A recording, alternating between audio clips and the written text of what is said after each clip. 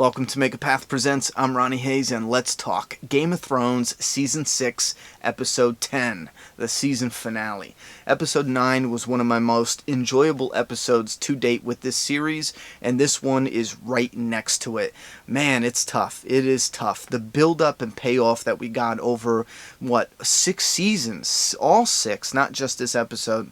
We had a lot of payoff in this episode between all the different characters, from small ways to big ways. Some character development that ushered some villains into just despicable proportions. Two things, though, I gotta give credit for.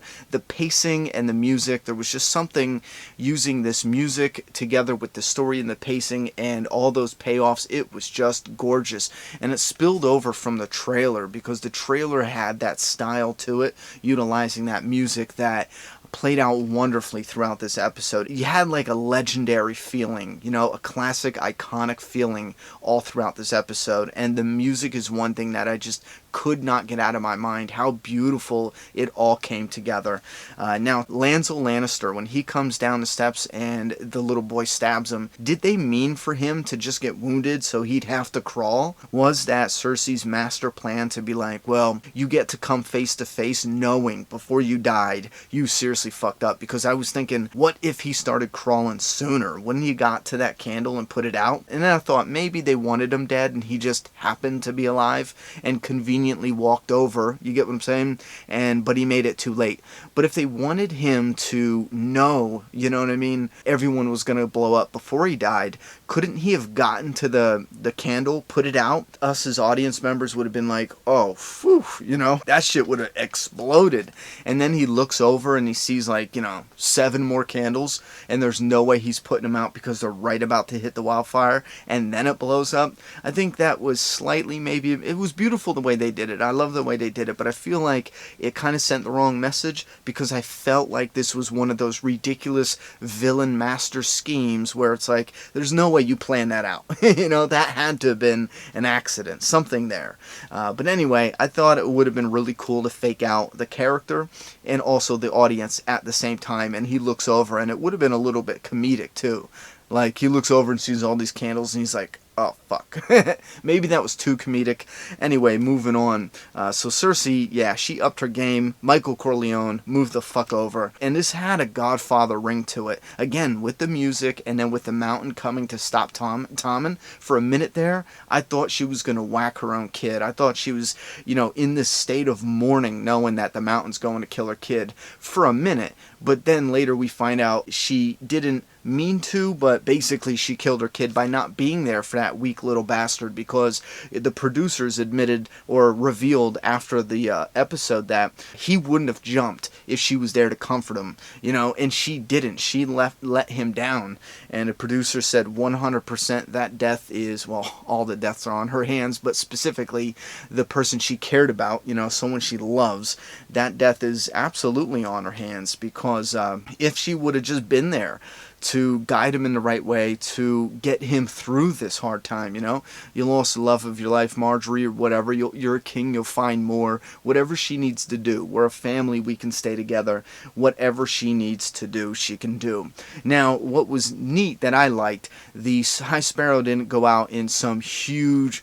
No, he did go out in a blaze of glory, but he didn't go out in, no big battle or murder, and he didn't get butchered, but his own arrogance, his own cockiness, him assuming he had the physical power, and he did, he knew he had the physical power over Cersei, but underestimating how clever this bitch is. He knew she had the mountain and maybe some loyal, she has some loyal people to her, but she doesn't have an army, and Jaime's even gone too, so he really let his guard down, and then he kept her trapped, Marjorie, and she pled her case very well. He should have listened to her. Instead, he gave her this look, and those few seconds leading up to that explosion, he had this, his look changed from being like, I got this, I know what I'm doing, to being like, I seriously fucked up. So it was absolutely great seeing him and everyone else blow up. Fuck it, let's get to a new storyline with Game of Thrones. Just kill them all and move on. Another thing though that Cersei did is she kept that really mean bitch alive, and I'm I'm getting a Reek 2 vibe here. I don't think it will be full, what Ramsay Bolton did to Theon. I don't think it's going to be that, but I'm getting that kind of vibe where this bitch is going to suffer for a long time. We might see her really destroyed in a prison cell being tortured in the coming season, which I'm not sure how that will add to the story, but at least we can get some satisfaction of it.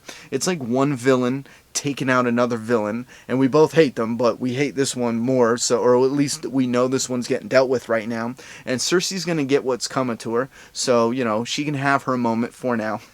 Now, Walder Frey, this son of a bitch, every time he's on screen, I just want to see him die, and the way they did it in this episode was fantastic. I think it was genius, because before the girl comes up to him and feeds him, essentially tries to feed him his own kids, before that, they do something with the screenwriting that is just genius.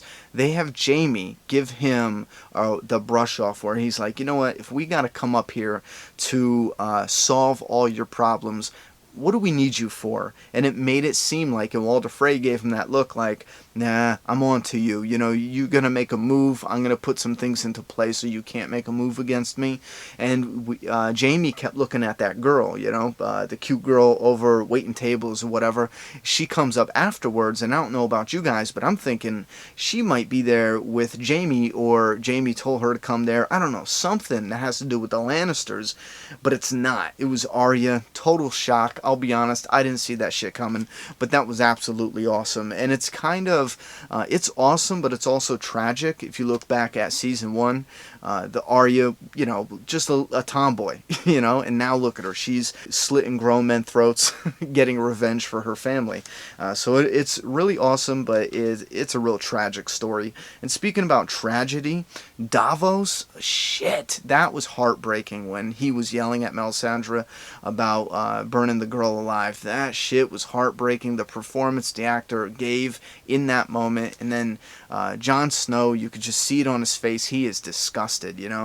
This woman brought him back from life, and just before she burnt the child alive. It's such awkward to be in his shoes at that moment, but he handled it well, and I'm really curious to see what direction her story's going to go, obviously, from here, because her story's not done. Speaking of Jon Snow, we got the revelation that a lot of fans I know from the book have been talking about. Who's his mother? Who's his father? Da-da-da, And finally, it's revealed. I know a lot of fans were talking about it actually being Ned's sister, so a ton of fans got that right. I didn't make the connection. I did hear her say that Robert will kill him, and that makes sense that he'll keep the secret because Robert was a friend of his, and he'll kill him. And once you reveal that, it's bound to get out there. It's bound to slip out, no matter how much you try to keep that in the dark. So now I completely understand what Ned was doing by saying it was his bastard, and it went against Ned because Ned was loyal. So I get it now. I see it now. I think he should have told his wife, or I feel like he would have told his wife, because if they just kept it between them, it wouldn't have got out. But then again, anything gets out. Everything could get out. They could be speaking in a dark room or corridor or something, and not meaning for it to get out, and someone can overhear it. So I get what they're doing by keeping it under wraps, or at least Ned. And then they had the King of the North, which remind me a lot of when they did that to Robb Stark, and it also made me a little worried what's going to happen. I love the bond between Sansa and Jon, and I'm getting a little worried here they're going to pull some kind of shit and build some friction to come between them. And again, Littlefinger, I tell you this right now, my most enjoyable episode coming up will be when Littlefinger dies. Preferably at the hands of Sansa. That would be freaking awesome.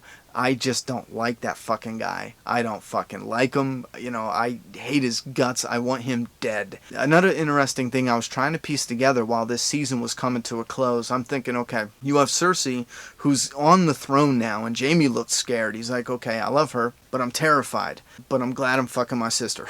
You know what I mean? You get Cersei on the throne now. She's the queen. You have Jaime, you have the Lannisters, army, whatever. Now look at Dorne. Dorne was meeting with the Tyrells, and then you have Varys come out of, fucking nowhere. So you got Dorne, Tyrells, you got Varys, and then connected to him, you have Tyrion. Connected to him, he's now the hand of the queen to Daenerys. Then you have the Unsullied, with the Dothraki, who else? Theon and his sister and their boats, and they're sailing over to Westeros, and it's like, fuck, that is a winning combination. That's a fucking damn. The Queen definitely can kick some ass right now, but her competition is looking fucking strong. And I do know you have this competition between Daenerys coming over, you have Cersei, you have Jon Snow and his enemies. So you got these three, let's put the main three, okay?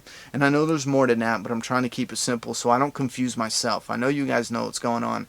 But then I feel like either the Whites and the White Walkers, that shit, winter, okay, those fucking guys, if they are coming, if the zombie, ice cubes are coming over, and they're the main threat, and you have all the humans battling too, will the battle between Daenerys and, the Lannisters take place in Season 7, with the end of 7 going into the White Walker battle for Season 8? I don't know. I'm just getting ahead of myself here, but you fans who know a shit ton more than I do, is that going to play out similar to that way where we have a 7 and an 8?